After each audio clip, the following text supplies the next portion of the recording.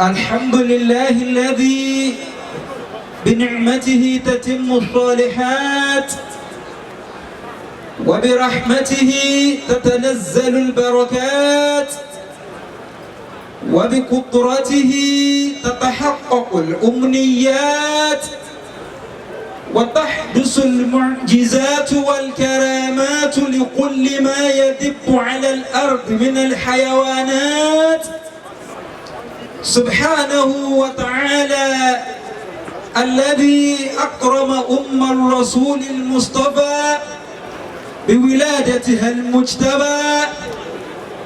يقول سبحانه وتعالى في سورة المائدة في الآية 19: يا أهل الكتاب قد جاءكم رسولنا يبين لكم على فترة من الرسل أن تقولوا ما جاءنا من بشير ولا نذير فقد جاءكم بشير ونذير والله على كل شيء قدير.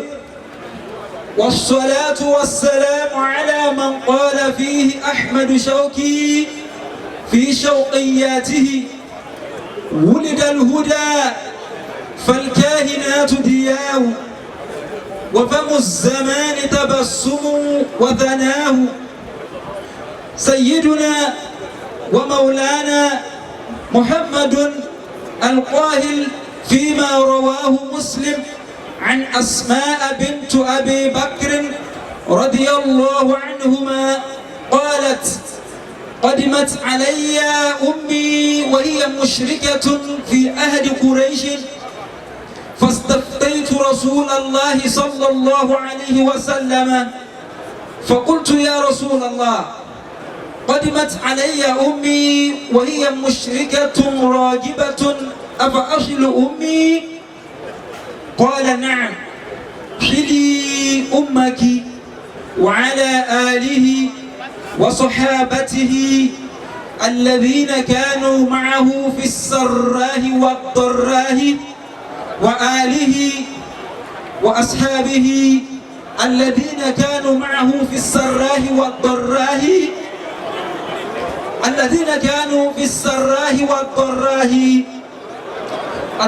التابعين إلى يوم الحق المبين.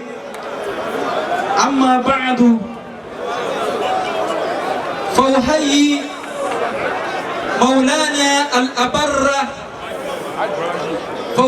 مولانا الوالد الأبر المفتي الأقر السيف المهند الذي ليس ينمو ودائما يصيب بنوره الوضاه مقاتل ما أراد، المرشد العام لجمعية الأمان الإسلامية نيجيريا والمدير بمركز الأمان لتعليم العرب الإسلامي فضيلة الشيخ الهاج الدكتور سليمان فاروق ونكجبة المسكين بالله، مفتي الديار لمدينة إيلون وما جاورها، والعلماء الأجلاء والشيوخ الأعزاء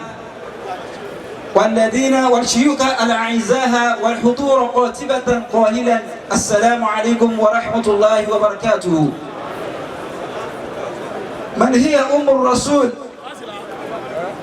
قبل عدة أشهر من هجوم أبرهة الأشرم على الكعبة خطب عبد المطلب لابنه الأصغر عبد الله الذي كان في 24 من العمر آمنة بنت وهب من بني زهرة، وكانت سيدة قومها.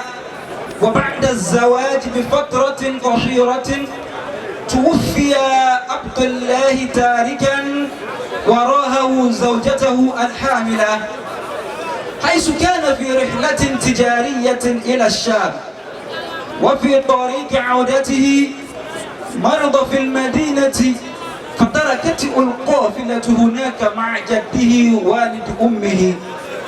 وعندما علم عبد المطلب بمرض الله أرسل ابنه الأكبر الحارث لرعاية شقيقه، ولكنه حين وصل المدينة كان عبد الله قد فارق الحياة بعد حوالي شهر من بعد رحيل القافلة.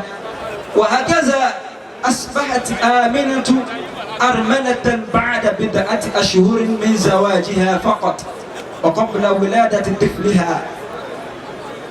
ثم جاء موعد الولادة فولدت طفلها في 20 نيسان أي إبريل.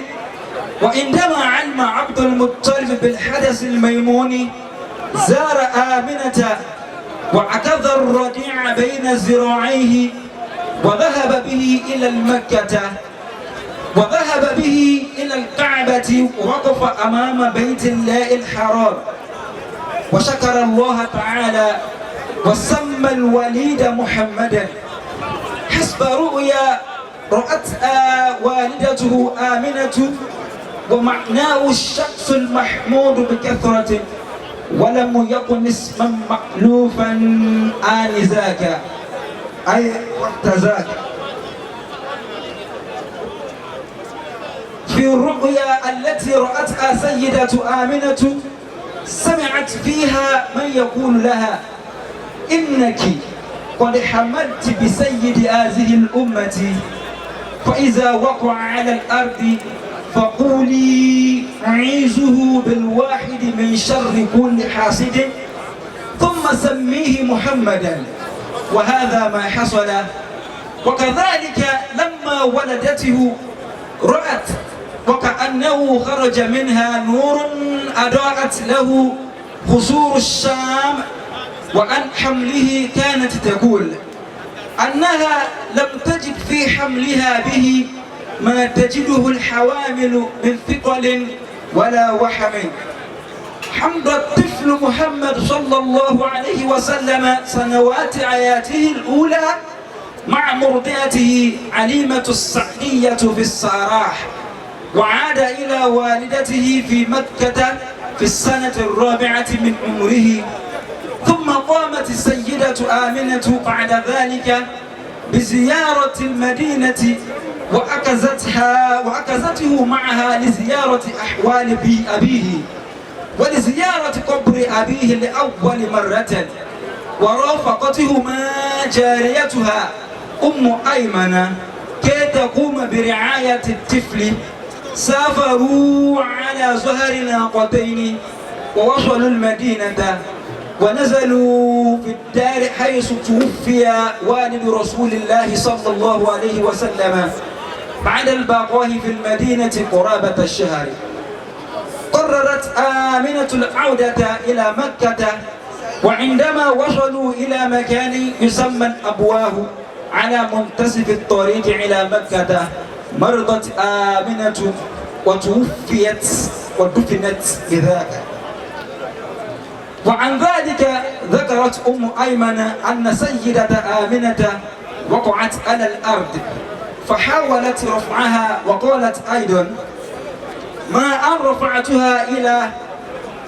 رفعتها إلا وهي ترفع كفيها تريد أن تضم محمدا فماتت.